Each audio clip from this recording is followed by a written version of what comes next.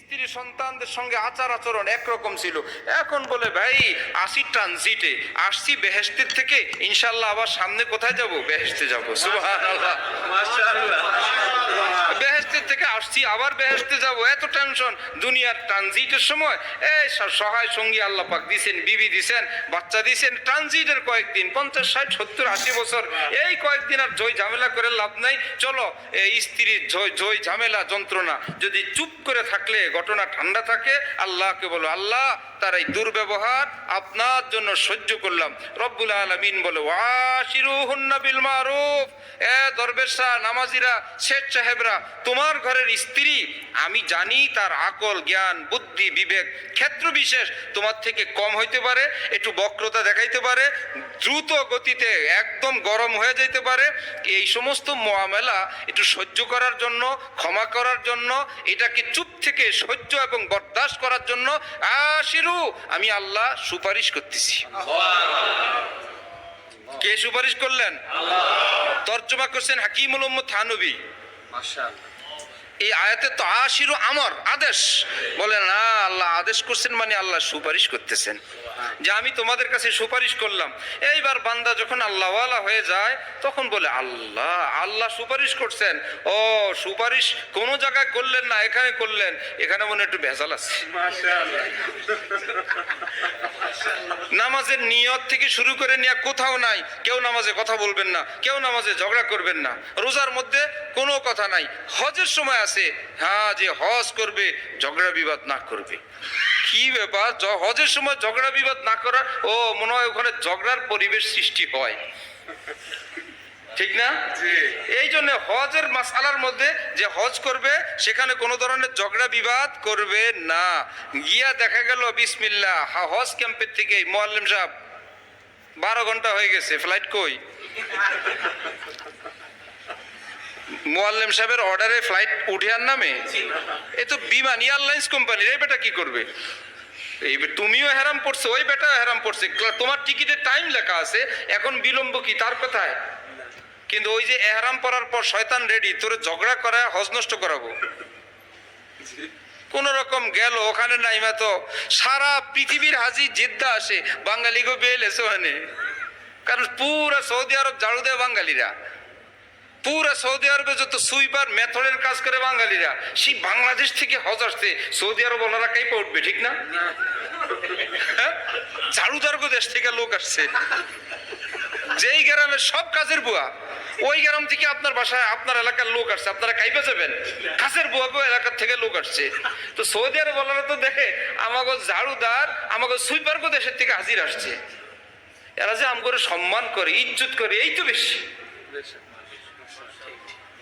এখন তারপরেও তারা সমান সম্মান দেয়। গাড়ি আসবে, যেভাবে গাড়ি ঠিক হয়েছে ঘুইরা সিরিয়াল দেয়া। মুআল্লিম সাহেব এই যে গাড়ি আসতেছে, একজন দুইজন টাকাটি সব খাইছেন, টাকা মারছেন, টাকা কই? 3 লাখ টাকা দিছি, গাড়ি লোন, এই যে গাড়ি লোন। গাড়ি কি ওই দিন লওয়া যায়? আর পরিস্থিতি এমন, ক্ষুধা লাইগা যন্ত্রণায় গাড়ি সবাইটা আসে, আমাগোটা আসে না, মন চায় এক দুইটা কিছু বলি। এমন না যে বেটার দোষ, পরিস্থিতিও এমন দাঁড়ায়। আমাদের গ্রুপে বেচারায় খাওয়া নিয়ে ঝামেলা, গাড়ি নিয়ে ঝামেলা। এক বেচারা ধনী মানুষ, সে বলতেছে মিনার রুমে বসে বসে, ওই জানে না, ওই দেখে নেয় আমার 8টা রুমে 8টা এসি। যার সাথে গেছে হজে ওই দেখে নাই, ওই আমার এই কষ্টটা কেন দিল? মিনার ময়দানে এহরাম বুট বসে বসে করতেছে। আর খানা কই এই মানে একটু ফ্রি স্টাইলের লোক, মজাও করে কথাও বলে। আমাদের ডালকানগর হজরত পাশে, আমি হইলাম মধ্যখানে। এর নিয়ে বড় যন্ত্রণা, সবাই হাসে শেষ। বলে হজরতওয়ালা বললেন যে হাজি সাহেব খুব ভাব গম্ভীর্যের সাথে, ভাই একটু সহ্য করেন, হজে এরকম হয়। হুজুর বুঝি তো সব, এহরামের কাপড়টা উল্টায় পেটে তাপুর দিয়ে বলে অরে তো বুঝাইতে পারি না।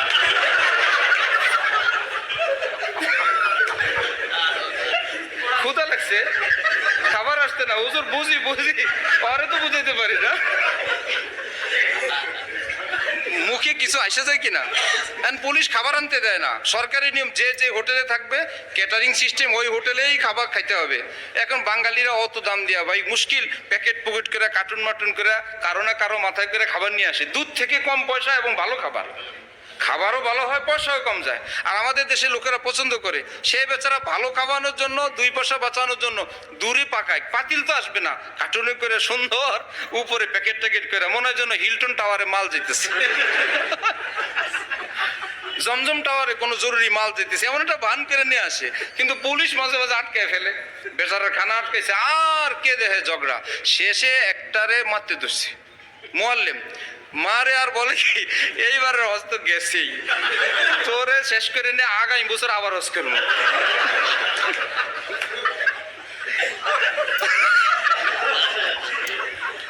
এইবারেরটা তো আগেই গেছে আমি জানি। তো বুঝে গেল হজের মধ্যে ঝগড়া ঝামেলা আছে কিনা। এই জন্যই বলছে খবরদার ঝগড়া করা যাবে না, যেখানেই এরকম কিছু বলে এরকম পরিস্থিতি আছে, এই জন্য আল্লাহ আগেই কি করেন, সতর্ক করেন। কোথাও আল্লাহ সুপারিশ নাই, নামাজে নাই, রোজায় নাই, বোর ব্যাপারে আল্লাহ বলেন কি আশিরুহুন্না বিল মারুফ। একটু আমাদের সাইকুল হাদিস কুতুবউদ্দিন সাহেবের ভাষায় একটু সেরা বেরা লাগতে পারে, একটু উল্টা পাল্টা বলতে পারে, একটু কথার আগেই জবাব দিয়ে দিতে পারে, একটু না বুঝেই কিছু বলতে পারে, গোষ্ঠী তুলেও বলতে পারে, যখন দেখে এরে বললে হ্যাঁ গরম হয় না, এই জন্য এর মা বাপ সহ বলে, শেষে দেখে 14 গোষ্ঠী বলে কেমনে গরম বানানো যায়, হিট দেওয়া যায়, সেমনি বলে। আল্লাহ পাক ওয়াশিরুহুন্না বিল মারুফ, ওই পাগলি পাগলামি করে এ স্বামী সাহেব একটু চুপ করে থাকেন, আমি আল্লাহ সুপারিশ করতেছি। সুবহানাল্লাহ, মাশাআল্লাহ, মাশাআল্লাহ, মাশাআল্লাহ। এখন বেচারা এতদিন তো একটা বললে আরেকটা, এখন তো আল্লাহর মহব্বতের পালায় পড়ছে, এখন বলে ওহো এই বেচারি একটু গোলমাল করতেছে, করুক, আল্লাহ তো আমাকে সইতে বলছেন। এক স্বামী আইসা কান্না, তার কি ব্যাপার, তার স্ত্রী তাকে প্রায় হাত তোলে, এরকম ঘটনা তো কম, স্ত্রী তাকে মারে। আমি শুনলাম বাচ্চা কাচ্চা হয় নাই, আমি সাথে সাথে ফয়সালা দিয়াম, বাস আর দরকার নেই আগে বাড়ার, জলদি তালাক দেন। বলে আমার শ্বশুর শাশুড়ি আমাকে সাফ জানায় দিয়েছে, বাবা তুমি অনেক সহ্য করছো, আমরাও বুঝেছি, সে যত থামে না, ছেড়ে দাও। মেয়ের মা বাবা ছেলেকে বলতেছে ছেড়ে দিতে, তার মানে ছেলেটার কোনো দোষ নাই।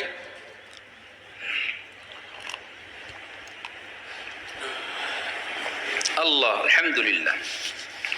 সেই লোক আমি যখন ছাড়ার কথা বললাম, সে উল্টা কান্না শুরু, হুজুর আল্লাহর বান্দি, কোথাও না কোথাও তো আবার পরে বিয়ে দিবে, তো পরে তো ওই স্বামীর এই কষ্টই দিবে, থাক আমি সহ্য করছি, আমিই করি।